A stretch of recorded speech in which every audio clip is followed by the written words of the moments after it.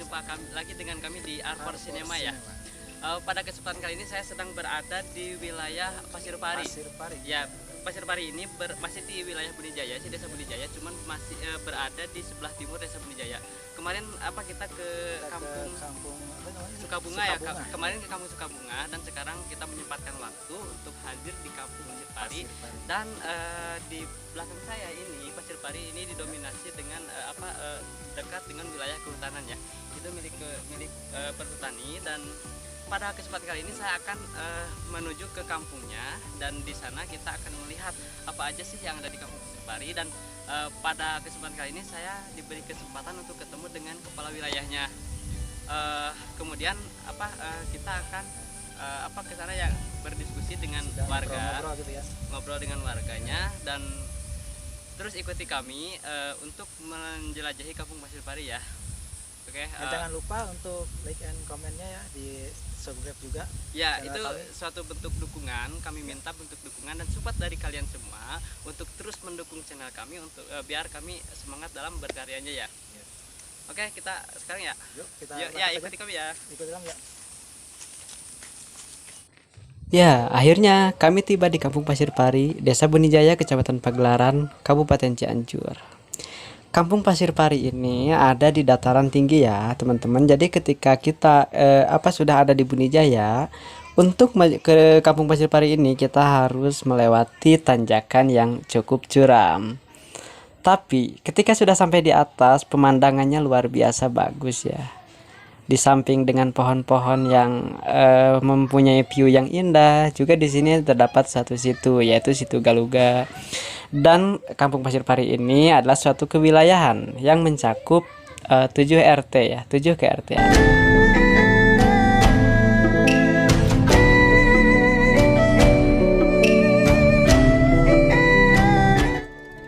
Dan penduduk Kampung Pasir Pari 100% menganut agama Muslim, yang mana terlihat ada beberapa bangunan masjid untuk mendirikan salat Jumat dan salat 5 waktu.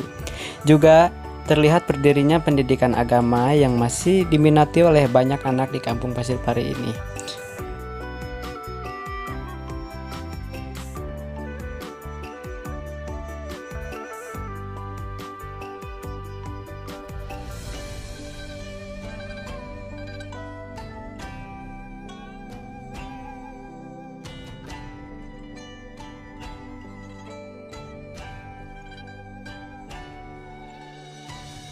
Selain pendidikan agama, di Kampung Pasir Pari ini juga tersedia sekolah dasar, yaitu SD Negeri Neglawana, yang mana SD ini adalah mencakup ranah pendidikan yang ada di wilayah Kampung Pasir Pari. Selain sekolah dasar waktu pagi hari, juga di sini tersedia SMP, yaitu dilaksanakannya siang hari. Saya mencoba masuk ke ranah pendidikannya dan berbincang-bincang dengan salah satu guru yang ada di Kampung Pasir Pari ini.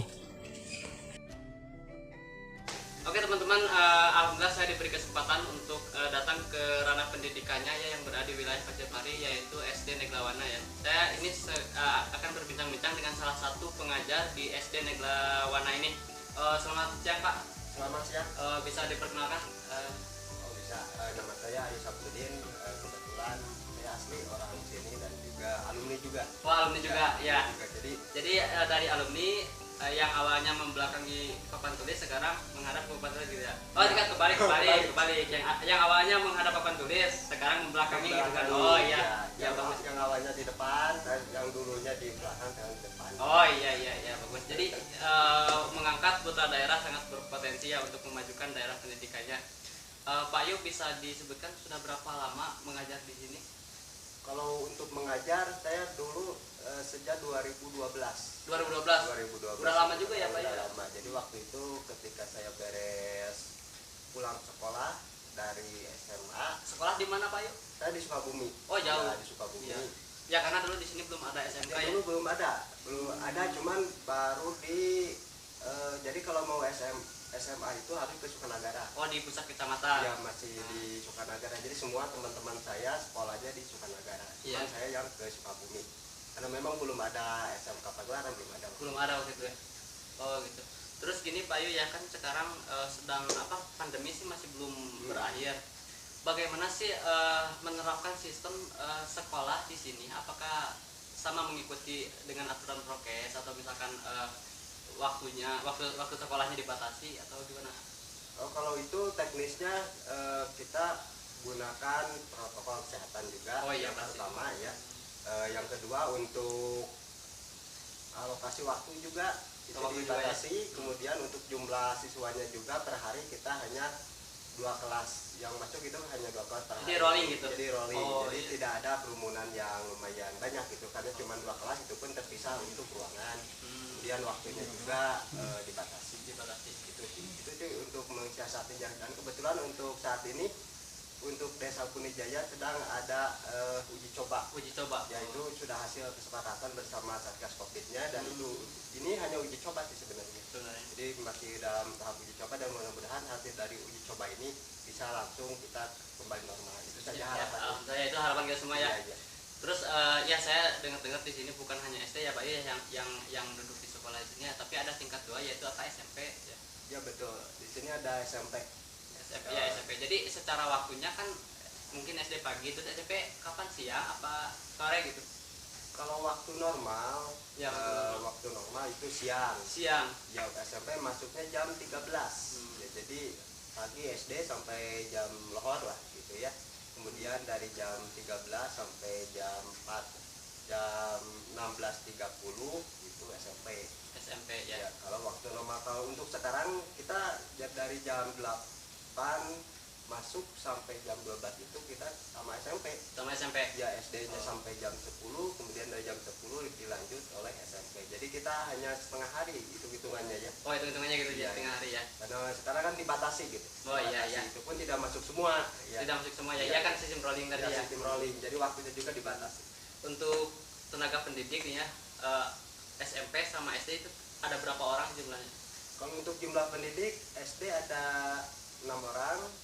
Ya per kelas 1 kayak. Iya, kepala sekolahnya 1 ya. Kemudian ditambah SMP jumlahnya ada 11. Ya, 11. Dan kebetulan sih sebenarnya di sini selain itu ada PAUD juga. PAUD. Oh iya. Ada, cuman PAUD kan terpisah lagi guru-gurunya, jadi memang akrab, cuman saya tidak tahu seperti apa. Jadi Pak Yo sebagai ikut di dalamnya nggak, pengelolanya atau enggak? Kalau untuk di PAUD tidak. Oh tidak ya, cukup di SD sama SMP. Sama SMP, karena terlalu sibuk lah mungkin ya. Oh gitu. Ya teman-teman ya, seperti yang kita ketahui ya bahwa sekolah di sini tetap mengikuti peraturan prokes ya, yang sebagaimana telah dianjurkan oleh pemerintah dan mendukung juga terhadap upaya pemerintah untuk pencegahan pemutusan rantai tali COVID-19 ya. Ya Pak Yo, terima kasih ya atas waktunya. Ya, sama-sama. Sampai jumpa kembali ya. Terima kasih juga rekan-rekan Alkor yang sudah hadir. Oke, siap. Hatur nuhun ya. Selesai sudah, kita diberi kesempatan untuk mengobrol berbincang-bincang mengenai pendidikan yang ada di wilayah Kampung Pasir Pari. Selanjutnya, kita akan berbincang-bincang dengan Kepala Wilayah Pasir Pari untuk mengetahui lebih detail lagi tentang pendataan, tentang penduduk, tentang wilayah yang ada di Kampung Pasir Pari ini.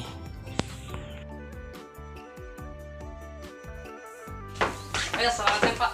Selamat siang. Ya, teman-teman, saya sedang bersama Pak Tri Solihin ya. Beliau adalah sebagai Kepala Wilayah kewilayahan Pasir Pari. Dan ini masih muda sih, Kabil milenial ya. Bagi yang belum tahu, Kabil itu adalah yang dulunya kepala dusun atau kadus, atau bisa juga dikatakan wakilnya Pak Kades ya, wakilnya Pak Kepala Desa yang mengetahui tentang wilayahnya gitu kan, yang latar belakang wilayahnya dan yang lain-lain, dan semua problema yang ada di wilayah ini tanggung jawab beliau gitu kan. Pak Tri, terima kasih sudah diberi kesempatan untuk masuk ke wilayah ini. Ya. Gimana kabarnya? Alhamdulillah baik. Sebelumnya sebelumnya izin untuk buka masker ya. Ya. Pak Kawil gini ya, saya kan mendatangi daerah-daerah ya, dan pada kesempatan kali ini saya datang ke wilayah Pasir Pari. Ya. Tadi saya sudah ke perumahan-perumahan warga dan pernah ke sekolah, dan juga ya sekarang baru ke kepala wilayahnya gitu kan. Sebenarnya di sini penduduknya padat ya Pak? Ya, kalau misalkan berbicara tentang pendudukan ya, data penduduk di sekitaran KRW 06 atau wilayah Pasir jadi Pari namanya ini, apa, wilayah 06? Iya, ini maksudnya nama kedusunan itu kedusunan Pasir Pari. Pasir Pari. KRW-an 006 Desa Bunijaya kan seperti itu. Kalau misalkan untuk data penduduk jumlah kakaknya itu kurang lebih untuk di KRW-an 06 ini 361 kakak. Oh, kakak, Ya, bukan kakak, jiwa, bukan jiwa. Oh, Ya, untuk itu untuk keterangan kakak. Iya. Ya. Jadi misalkan satu kewilayahan itu ada terdiri dari berapa RT, ini kan RT, terus wilayah, terus desa gitu kan? Ya seperti ini. Kalau misalkan untuk tingkatannya untuk di wilayah Pasir Pari ini ada 7 KRT-an. 7 KRT-an. 7 KRT-an dan 1 KRW-an. Nah, dimulai dari KRT-an 01 itu dari Kampung Sukamekar. Sukamekar yang sebelah barat ya? Ya, yang ada yang perbatasan sama KRT-an Cilemeta, wilayah Oh, Cilemeta iya. itu yang pas mau masuk. Iya, Nah, itu Sukamekar. ya itu termasuk KRT-an Sukamekar. Dan untuk KRT-an 02 ada di Kampung Rawabeyak. Kampung Rawabeyak itu KRT-an 02. Dan langsung lanjut naik ke sebelah sini ke atas itu ada KRT-an 03 Kampung Rawabangeng. Ya. Sudah itu ada lagi Kampung Babakan Saluyu. Nah, itu KRT 04. Ya. Dan situ sekarang naik ke sini. Nah, ini yang sekarang kita ada di sini. Iya. Ini itu termasuk KRT 05 Kampung Rawasoro. Oh, ini Rawasoro. Iya, ini Rawasoro KRT 05. Nah, terus sesudah di sini ada KRT 06 sama kampungnya Kampung Rawasoro juga. Cuman beda RT gitu. Iya, beda KRT-an. Yang terakhir Ya. KRT-an 07 Kampung Galuga. Oh, yang ada di situ. Ya, betul. Oh, iya, itu masih wilayah Pasir Pari ya? Masih Oh, termasuk. jadi itu kirain masuknya ke wilayah Cigunung bukan ya? Bukan. Oh, itu Pasir Pari. Terus tadi kan saya jalan-jalan nih kan ke sini, terus sama sekali nggak melihat warga gitu kan. Sebenarnya mayoritas keseharian warga itu di sini apa? Kalau untuk mayoritas pekerjaan warga Pasir Pari sih kebanyakan di sini rata-ratanya petani pekebun. Oh iya. Kadang-kadang kalau misalkan untuk jam-jam segini mereka masih ada di kebun, ada di Oh iya, pesawahan. tadi sih jam 10 tadi masih ada di kebun ya. Iya, betul sekali. Jadi misalkan selain petani pekebun, apakah ada income harian apa gitu kan selain dari padi itu apa Ada. sampingannya gitu? Iya, ada kadang-kadang warga di sini ada yang berdagang gitu kan di luar kota. Oh, merantau. Ada dari sekian banyak warga masyarakat di sini tidak semuanya posisi bertani, tapi kebanyakan mayoritas kan tadi ditanya. Ya, mayoritas ya. Cuma sebagian Secara ada. garis besarnya emang petani. Iya, gitu. Cuman memang ada yang berdagang, terus berbisnis seperti itu ada sebagian. Oh, sebagian ada. Iya. Terus tadi kan saya panas ke sini, tapi suhunya ini di wilayah ini suhunya dingin ya? Alhamdulillah kalau untuk di sini suhu dingin, Terus enak, kan segar. udara juga polusinya nggak ada polusi ya, Iya, masih alami gitu kan Alami dari kalau untuk di pegunungan. sini, iya. Terus di wilayah ini saya dengar nih ada tempat wisata gitu yang populer yang sehingga orang jauh pun datang ke sini yang Iya. namanya apa itu Curug ya? Kalau untuk di wilayah Pasir Pari ini ada namanya wisata wisata Curug Ngebul, wisata alam maksudnya ya. Wisata alam, Wahana ya. wisata alam Curug Ngebul itu memang itu sudah berapa lama ya, sekitar udah 5 tahunan kurang lebih lah. Itu untuk wisata Curug Ngebul, wisata alam, alhamdulillah sudah dikenal lah banyak kalangan ya. Walaupun memang kondisinya terpencil ya, bisa bilang surga tersembunyi. Iya, kan? surga tersembunyi ya. Yang jelas seperti itu memang. Tapi dituju oleh orang banyak ya. Ya, Orang. alhamdulillah seperti itu. Terus yang satu lagi Kalau yang satu lagi itu baru ya. Baru Yang ya? Sebenarnya itu udah lama, cuman lama. baru kita Dikelola. kalau bisa dirilis lah baru Bisa, ya, iya, seperti iya. itu. Cuman baru dalam tahap proses. ya. Itu namanya agrowisata Rawagaluga Oh, atau Rawagaluga. Situ Galuga. Iya. Yang ada di KRW 7 tadi. Iya. Oh Gitu. iya. Kalau misalkan untuk Curug Ngebul kan itu termasuknya itu dia ada di 2 KRT-an. Di KRT-an 05 dan 06 yaitu Kampung Rawasoro. Iya. Kalau untuk Situ Galuga itu masuknya di KRT-an 07 07. Kampung Galuga itu Oh, ya. iya. Jadi di kampung ini ada 2 wisata yang terkenal dan cukup populer ya, yang dituju oleh banyak orang bahkan dari orang luar kota juga tujuan utamanya ke sini yaitu ke Curug Ngebul tadi. Ternyata Curug Ngebul itu ada di wilayahnya Patri. Kita kembali lagi ke data ya.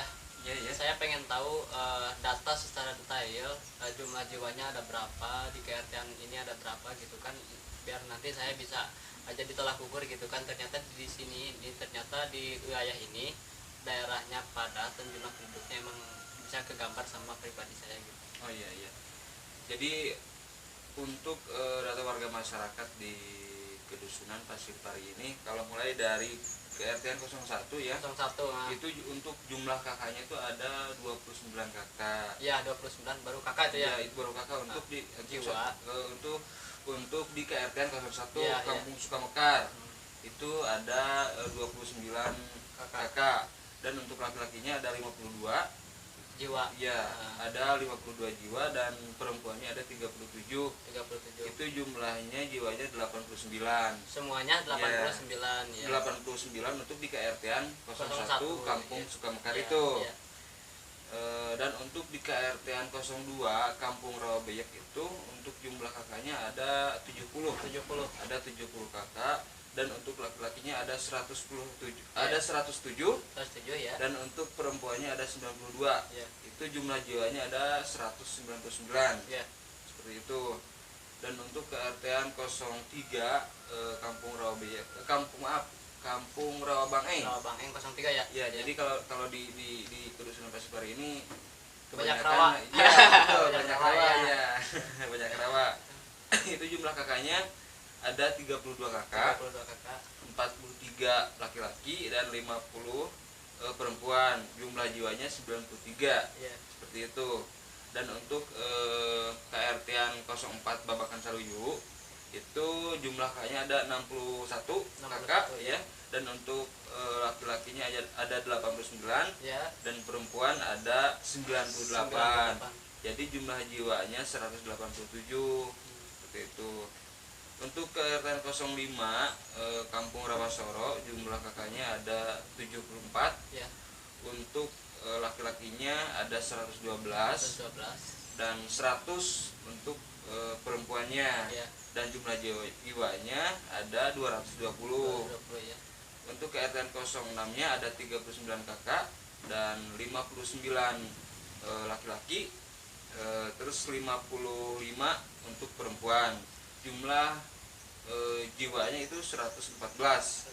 Dan terakhir itu KRT 07 ya, Kampung Galuga. Jumlah kakaknya 56, untuk laki-laki 79 dan untuk perempuan 80. Jumlah jiwanya 159. Ya, jadi secara global keseluruhan dari wilayah Pasir Pari itu ada berapa jiwa? Itu kalau untuk keseluruhan kakak ada 361 kakak, untuk laki-lakinya 541 Ya. dan untuk perempuannya ada 520. Untuk jumlah jiwa sekedusunan Pasir Pari KRW 06 itu ada 1061 jiwa. Banyak juga Pak ya? Seperti itu. Oh iya. Jadi Pak Tri ini membawahi 1.000 lebih jiwa di sini ya. Mungkin apa sih secara kepribadian mungkin untuk menjadi seorang kepala wilayah ya, tentu kan di masyarakat banyak problem nih, banyak problem kesalahpahaman atau hal-hal yang tidak diinginkan. Sementara untuk mendamaikan atau mententramkan warga berarti tugas pokoknya Pak Tri ya. Ya, bisa Ya, dibilang bagaimana cara menyikapinya agar warga tetap tenang, tentram gitu kan. Tingkat gotong royongnya tinggi, toleransinya baik. Ya, itu sebagai kepala wilayah apa yang dilakukan gitu? Ya, kalau untuk saya pribadi sih memang ya kita belajar, untuk saya pribadi belajar untuk apa namanya, menyikapi warga masyarakat itu seperti apa, Ya. terus cara kita bekerja untuk di lingkungan itu seperti apa. Ya, berat Pak ya. Ya, pasti, sebenarnya pasti, ya. saya juga sendiri tuh belum bisa, masih dalam tahap pembelajaran. Ya, seiring berjalannya waktu ya, Ya. sambil belajar gitu ya. Ya, kalau misalkan untuk teknis, misalkan kita ada permasalahan, Ya. kita bisa konfirmasi dengan ketua RT-nya setempat. Ya, benar. Terus ada juga misalkan ada ketua RW-nya, itu bisa apa, berdasarkan musyawarah. Ya. Seperti itu, apa permasalahannya. ya sebisa mungkin permasalahan kalau misalkan memang ini kita harus bisa dibereskan di sini seperti itu. Ya, jadi jangan sampai suatu permasalahan itu nyampe ke Kepala bawah desa, ya gitu. ya, Ya gitu. sebisa-bisa sebagai tupoksi kepala wilayah ini mendamaikan, membereskan segala problema yang ada di masyarakat di sini Ya, kan ya. gitu, Ya. itu kita kan di sini kan saya kepanjangan tangan dari kepala desa. Ya, gitu. Tangan kedua dari kepala desa Ya, ya. seperti bisa dibilang seperti itu. Jadi masyarakat tanggung jawab segala sesuatu masyarakat wilayah Pasir Pari itu ada di kepala wilayah gitu kan ya. Seperti itu, Pak. Oke Pak Tri, saya sudah lama ya dari tadi menginjakan kaki di tanah Pasir Pari ini dan Iya, iya. terima kasih sekali telah memberikan kesempatan kami untuk berbincang-bincang. Jadi saya sekarang tahu tentang Pasir Pari, Iya, tentang suatu hal dan juga jumlah jiwanya saya jadi tahu gitu kan. Terima kasih sudah memberikan kesempatan. Semoga lain waktu bisa ketemu lagi. Ya, Sama-sama. sehat selalu Pak dan Sama-sama. semoga bisa dipercaya terus sama masyarakatnya. Amin, amin, ya. amin.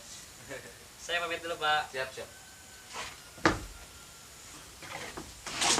Selesai sudah saya mengunjungi Kampung Pasir Pari dan menggali informasi tentang Pasir Pari. Terima kasih sudah menonton sampai akhir. Terima kasih kepada orang-orang terlibat. Terima kasih teruntuk Bapak Ayu Samsudin. Terima kasih Kepala Wilayah Bapak Tri Solihin. Dan terima kasih kepada seluruh penduduk Kampung Pasir Pari. Mohon maaf apabila ada kata-kata yang kurang berkenan atau tingkah laku yang kurang sopan, mohon dimaafkan. Semoga bisa berjumpa di lain waktu dan bisa bertemu di lain kesempatan. Kami pamit undur diri. Assalamualaikum warahmatullahi wabarakatuh.